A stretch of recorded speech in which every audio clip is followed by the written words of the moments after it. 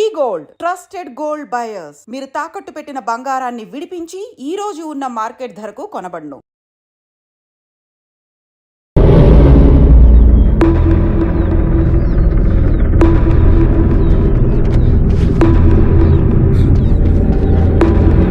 Sir sir sir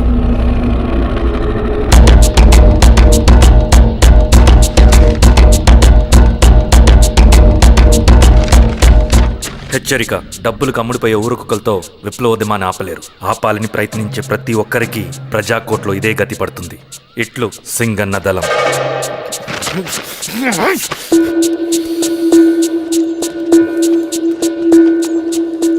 అయ్యా, మీకోసం చెన్నారెడ్డి గారు శేషారెడ్డి గారు వచ్చారండి. కూర్చోమని చెప్పు. సరే అండి.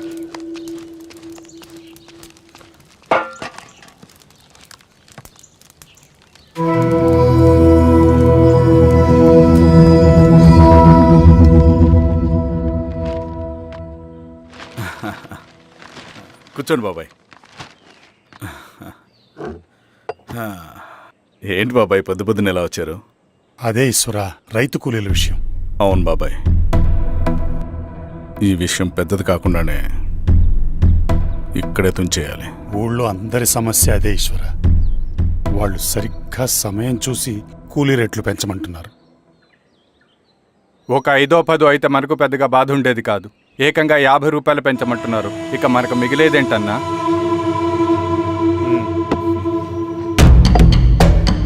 చెరువులోకి నీళ్ళు వచ్చేసరికి జలగలకి బలం పెరుగుతుందంట.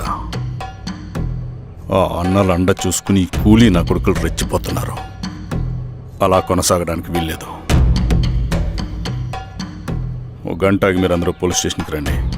అక్కడ మాట్లాడి ఏం చెయ్యాలో ఒక నిర్ణయానికి వద్దాం. అలాగే పద.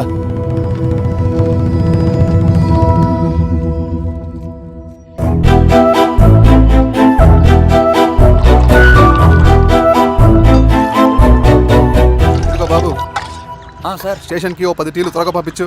Okay sir. Okay sir.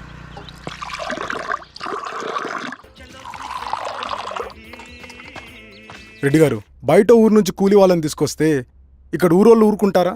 గొడవలకు వస్తారండి. నాకు లా అండ్ ఆర్డర్ ఇష్యూ అవుతుంది. వాళ్ళు గొడవకు దిగితే మేమన్నా వాచమలమా? ఏం చేయాలో మాకు తెలుసు. చుండూరు, కారంచెడు, పదిరికుప్పం, నీరుకొండల్లో ఏం జరిగిందో ఈ ఊర్లో కూడా అదే జరుగుతుంది. మీరు ఇలా ఆవేశపడితే ఎలా రెడ్డి గారు? మీరైనా చెప్పండి ఈశ్వర్ గారు. ఏం చెప్పమంటావు గిరిధర్? వాళ్ళు ప్రతి సంవత్సరం ఇలా పెంచుకుంటూ పోతూ ఉన్నారు.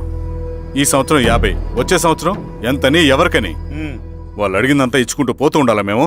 వచ్చే సంవత్సరం పెంచర్లేండి సార్. సరే, అలాగని వాళ్ళని రాసిమ్మని చెప్పండి, అప్పుడు చూద్దాం. వీరస్వామి, ఆ నరసింహ గారిని పిలు. సార్, రసూల్ గారు సార్ పిలుస్తున్నారు. నమస్తే సార్. నమస్తే, కూర్చోండి. Sir tea. నమస్కారం. నమస్తే సార్. టీ. అందరికీ ఇవ్వు. చూడండి నరసింహ గారు, మీరు అడిగింది ఇవ్వటానికి వాళ్ళు సిద్ధంగా ఉన్నారు. కానీ వచ్చే సంవత్సరం మీరు కూలీల రేటు పెంచబోమని హామీ ఇవ్వాలి.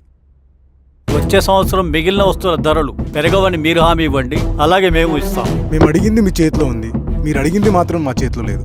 వాళ్ళ చేతిలో ఉంది సార్, అంతా అన్నల చేతిలో ఉంది. సార్, వాళ్ళెవరో మాకు తెలియదు. మేమెవరి చేతుల్లో కీలువమనం కాదు. ఇది మా రైతు కూలీలందరం కలిసి సమిష్టిగా తీసుకున్న నిర్ణయం. చిన్న చిన్న అవసరాలకు అప్పులు తీసుకున్న పాపానికి మా భూముల్ని బలవంతంగా గుంజుకుని మా పొలాల్లో మమ్మల్నే కూలీలుగా మార్చారు వీళ్ళు. భూమి మాది, పని చేసేది మేము, పండించేది కూడా మేమే. అవన్నీ మీ పార్టీ మీటింగ్లో చెప్పుకోండి, వింటారు.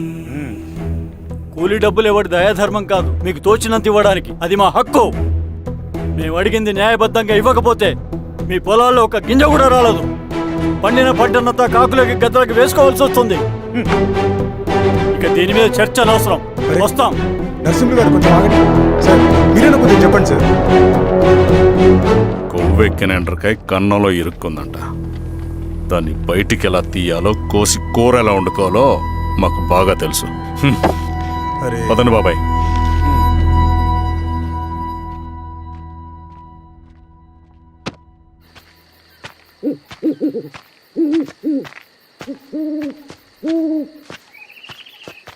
లాల్ సలాం కామ్రేడ్. లాల్ సలాం. ఇంత పొద్దున లేచారంటన్నా? విప్లవకారుల జీవితాలు ఇంతే కదా రవి. 15 ఏళ్ళుగా ఇదే జీవితమే కదా బతుకుతున్నాను. ఎటువైపు నుంచి ఎవడొచ్చి అటాక్ చేస్తాడో తెలీదు. పరిగెడుతూనే ఉండాలి. ఈ అడవిలో కడుపు నిండా తిండి, కంటి నిండా నిద్ర కూడా ఉండదు. ఒక్కొక్కసారి తాగడానికి చుక్క నీరు కూడా దొరకదు. 2 పుస్తకాలు, ఒక కిట్ బ్యాగ్, అందులో 2 జతలు, ఒకటి ఒంటి మీద, ఇంకోటి దండం మీద. ఇవే మనకున్న ఆస్తి. ఒక్కొక్కసారి ఇవి కూడా ఉండవు. బార్డర్లో సైనికుడు లాంటి వాడే అడవిలో విప్లవకారుడు కూడా. ఇదంతా జనం కోసం, వాళ్ళ బతుకుల్లో వెలుగు కోసం. సరే, ఏం సమాచారం? కూలీ రేట్లు పెంచే విషయంలో భూస్వాములు చాలా పట్టుదలగా ఉన్నారన్న. కానీ మన నరసింహ నన్ను ఒప్పుకోలేదు. మీటింగ్ అయ్యాక వెళ్తూ కోపంగా ఏదో మాట్లాడారన్న. నాకెందుకు అనుమానంగా ఉంది. కీడి తలపడితే ఎక్కువ నష్టం వాళ్ళకే రవి. కానీ మధ్యలో రైతు కూలీల పరిస్థితి ఏమైపోతుందని ఆందోళనగా ఉందన్న. చదరంగంలో నిలబడ్డాక చావుకి వెరవకూడదు రవి. ఇన్నాళ్ళు వాళ్ళు ఇచ్చిన పావలాకి 10 పైసలకి కూలి చేశారు. వాళ్ళ జీవితాలు బాగుపడాలంటే మనం ఎత్తిన పిడికిని దించకూడదు. సరే అన్న. స్వామి, ఎలా ఉన్నారు ఊళ్ళో అందరూ? అందరూ బాగున్నారమ్మా. కోతలు కొయ్యలేదేంటి? ఊళ్ళో కూలి రేట్ల కోసం గొడవ నడుస్తూనే ఉందమ్మా. అడిగినంత ఇవ్వాల్సిందేనని కూలీలు, నచ్చినంత ఇస్తామని రైతులు. ఎవరు రేటు తేగట్లేదమ్మా. ఈ ఇష్యూలో అన్నలు ఇన్వాల్వ్ అయ్యారా? వాళ్ళు వెనక లేకుంటే ఈ కూలి చేసుకునే వాళ్ళకి ఎక్కడి నుంచి వచ్చినాయి అమ్మా ఎన్ని గుండ్లు? ఇచ్చింది పుచ్చుకుంటమే తప్ప ఏనాడన్నా ఇంత కావాలని అడిగారా వీళ్ళు? పోనీలే, ఇన్నాళ్ళకైనా వాళ్ళకేం కావాలో నోరు తెరిచి అడగగలుగుతున్నారు. సంతోషమేగా. తీసుకుని మీదటైనా జాగ్రత్తగా ఉంటుంది.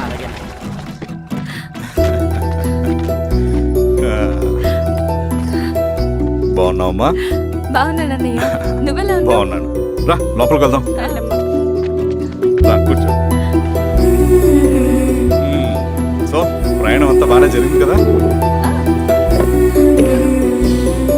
నీ ఫేవరెట్ నెత్తిపూరి.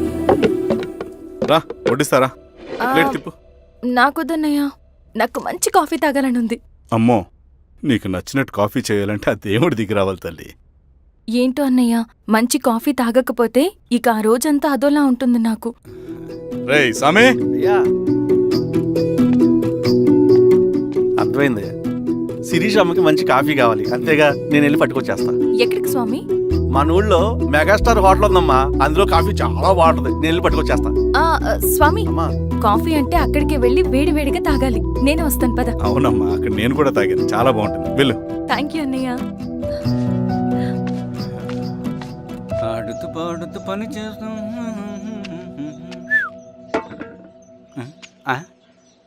ఏంది మీ పిల్లగాడికా? అవును, ఒకసారి పెట్టుకొని చూస్తా. పెట్టుకో.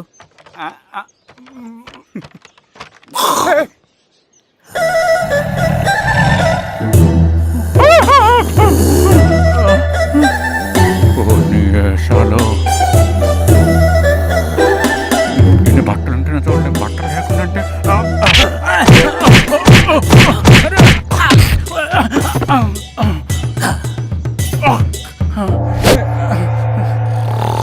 చంపేస్తా. నీకు దండ పెడతా.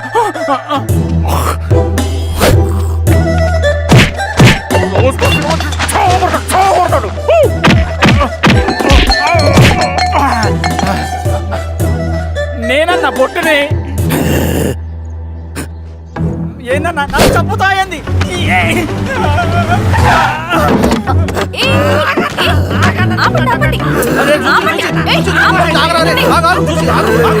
రాత్రి దొంగ సినిమా చూసాడమ్మా, పొద్దున్న నేను పొలాలు కొంచెం చంపేస్తాడమ్మా. మేడం మంచి కాఫీ పెట్టు. ఎలా? మేడమా? అయితే మేడంకి స్పెషల్ కాఫీయా? ఓకే. అమ్మా ఆడికి చిరంజీవి ఇచ్చి. పిచ్చా? కాదమ్మా, ఫ్యాను. రండమ్మా కాఫీ తాదు కానీ. కూర్చోండి అమ్మా. ఏంటి స్వామి ఇతను? చాలా మంచోడమ్మా, మెగాస్టార్ సినిమాలు చూసిన వాళ్ళు అయిపోతాడు. స్వామి, అమ్మా ఈ కాఫీ నేను ఎక్కడో తాగాను. మేడంకి స్పెషల్ కాఫీయా? ఏయ్, చూచి. మళ్ళా అక్కడికా? పద. మేడం మందులు రాసుకో చూచి. Thank you. పద కూర్చో.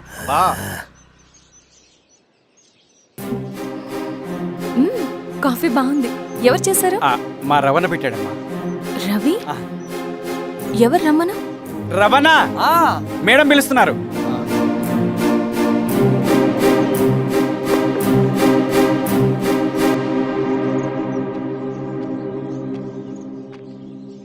ఇతనే రవణ. శిరీష, మీరా? రవి, నువ్వేంటి ఇక్కడ? కాఫీ బాగుందా? చాలా.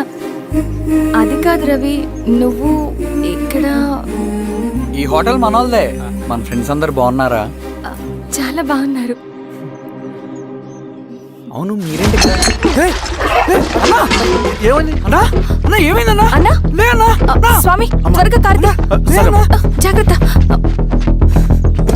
అన్నా త్వరగా పట్టిది అన్నా. అన్నా త్వరగా పోనీ.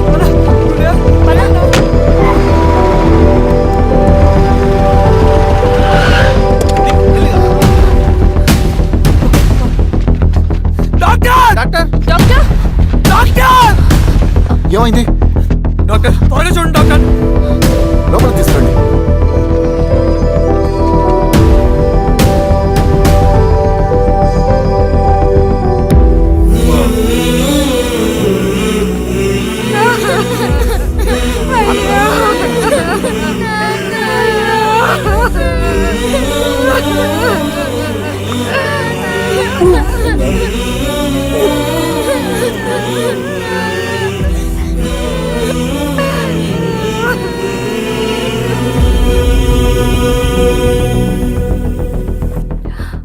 ఎలా ఉంది డాక్టర్? డాక్టర్ చనిపోయాడమ్మా.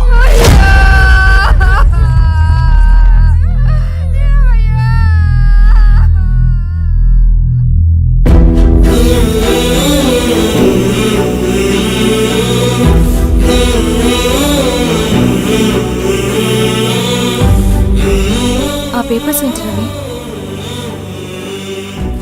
అతని భూమికి సంబంధించిన పేపర్స్. ఒక సంవత్సరం నుంచి ఈ పేపర్స్ పట్టుకుని ప్రతిరోజు ఎంఆర్ ఆఫీస్ చుట్టూ తిరిగేవాడు. భూమిని తాకట్టు పెట్టి అప్పు తీసుకున్న పాపానికి టైంకి వడ్డీ కట్టలేదని అప్పిచ్చిన ఆ దొర ఎంఆర్ఓ ఆఫీస్లో లంచం ఇచ్చి భూమిని తన పేరు మీద రాయించుకున్నాడు. ఈ ఎంఆర్ఓ ఆఫీస్లో ఎవరు నిజాయితీగా పనిచేయట్లేదండి. చెట్టు కట్టి నరకాలు ఒక్కొక్కడిని. నరికేడవేంటి రవి? నువ్వు కాగితం మీద ఒక బొమ్మ గీస్తావు, ఒక చోట సరిగ్గా రాదు, ఏం చేస్తావు? ఎరేజర్తో సరిచేస్తావా, లేకుంటే ఆ పేపర్ని చింపేస్తావా? మరి మనుషుల విషయంలో ఎందుకు రాదు ఆ ఆలోచన? తప్పు చేసిన ప్రతి ఒక్కరిని నరుక్కుంటూ పోతే చివరికి మిగిలేది మనుషులు కాదు, శవాలు.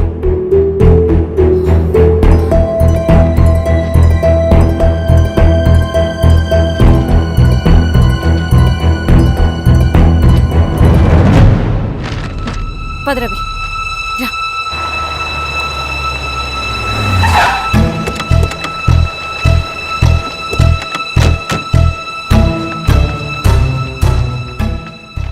పానుకోటి నర్సయ్య ల్యాండ్ ఎవరు చూస్తున్నారు? మీరెవరు? ఇదిగోండి అప్లికేషన్. ఇది డిస్ప్యూట్ ల్యాండ్, ఎవడేం చేయలేడు. నీ నిర్లక్ష్యం, నీ లెక్కలేనితనం వల్ల ఒక నిండు ప్రాణం పోయింది. ఒక కుటుంబమే రోడ్డు మీద పడింది తెలుసా? ఏంటమ్మా గొడవ?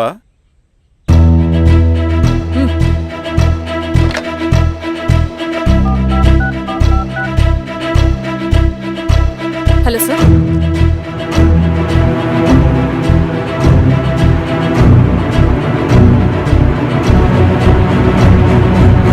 Okay sir. You are dismissed. Peon, నేను ఒక పేపర్ ఇస్తాను, అది కలెక్టర్ గారికి ఫ్యాక్స్ చేయి. అలాగే మేడం. ఎవరమ్మా మీరు? ఈ ఊరికి కొత్తగా వచ్చిన ఎంఆర్ఓ.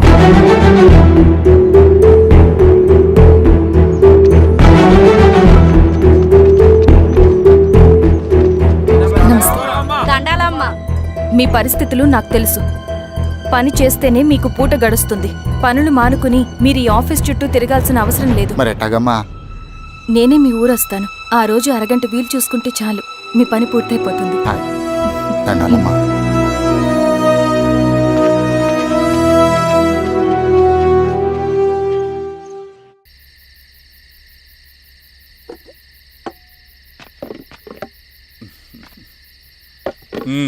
ఎంఆర్ఓ గారు, ఏంటి ఛార్జ్ తీసుకున్న మొదటి రోజే ఆఫీస్లో మీ పవర్ చూపించారట? అన్నయ్య, నువ్వు సస్పెండ్ చేసిన వ్యక్తి నా దగ్గరికి వచ్చాడమ్మా. పాపం కన్నీళ్లు పెట్టుకున్నాడు. అతడి వల్ల నష్టపోయిన ఒక వ్యక్తి నా కళ్ళ ముందు చనిపోయాడన్నయ్య. కన్నీళ్లు ఎన్నిసార్లు తుడుచుకున్నా పోతాయి, కానీ వీళ్ళ నిర్లక్ష్యంతో పేదవాళ్ల ప్రాణాలే పోతున్నాయి. అన్నయ్య, మనూరి సమస్య పేదరికం కాదు, నక్సలిజం. నాలాంటి ప్రభుత్వ ఉద్యోగులు వాళ్ళ డ్యూటీలు సక్రమంగా చేయకపోవడం వల్ల విసిగిపోయిన జనం అడవిలో వాళ్ళ హెల్ప్ తీసుకుంటున్నారు. ఒక వ్యవస్థ ఇక్కడ సరిగ్గా పనిచేయనందుకే మరో వ్యవస్థ అక్కడ పుట్టింది. అందుకే నా పన్నం చేయనివ్వండి. స్నానం చేసి రండి, భోజనం చేద్దాం.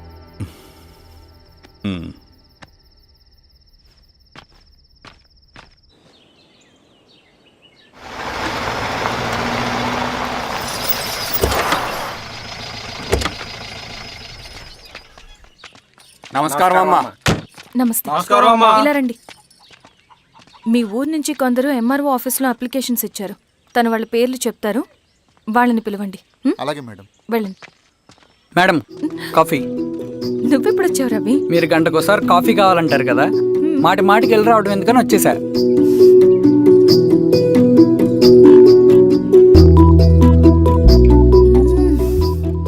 రవి, ఈ కాఫీ కోసమైనా నేను పెళ్లి చేసుకోవచ్చు. అదేంటి అలా అనేసారు? That's a compliment. భలేవారండి బాబు. దండాలమ్మా. నమస్తే. ఇలా ఇవ్వండి. చెప్పండి, మీ సమస్యలేంటో. పేరు తలుపుల వీరాంజనేయులు, ఉన్నది 3 ఎకరాల పొలం. చిన్నుపాటి ధనుంజయరావు అనే మహానుభావుడు అందులో 2.5 ఎకరాల భూమిని తన పేరు మీద రాయించుకున్నాడు. అడిగితే నీ దిక్కున్న చోటు చెప్పుకోమన్నాడు. దిక్కులేనాడు కాబట్టి 1/2 ఎకరం భూమి మీదే పెద్ద కుటుంబాన్ని నెట్టుకొస్తున్నాడు. అవునమ్మగారు, ఆ పొలం ఎలాగైనా తిరిగి ఇప్పించేయండి అమ్మగారు. ఆ పొలం కోసం 3 సంవత్సరాల నుంచి తిరుగుతున్నాను అమ్మగారు. వీరబాబు, వీళ్ళందరి దగ్గర కలెక్ట్ చేసుకో. మేడం, దాదాపుగా ఇక్కడ ఉన్న వాళ్ళందరి పరిస్థితులు ఇవే. వీళ్ళ సమస్యలు పరిష్కారం కావాలంటే మాట్లాడాల్సింది వీళ్ళతో కాదు మేడం, మన ఊరి పెద్ద మనుషులతో. ఆహా. ఇందు మూలంగా 50 మంది గ్రామ ప్రజలకి తెలియజేయదేవనగా శ్రీరామగిరి గ్రామ పంచాయతీ మోతుబరి రైతులు, సన్న చిన్నకారు రైతులందరూ రేపు ఉదయం 10 గంటలకి ఎంఆర్ఓ ఆఫీస్ దగ్గరికి రావాలా.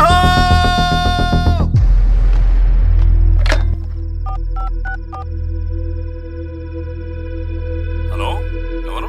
నమస్తే బాబాయ్, నేను ఈశ్వర్ రెడ్డి. ఎలా ఉన్నావు? బాగున్నా. చెప్పు బాబాయ్.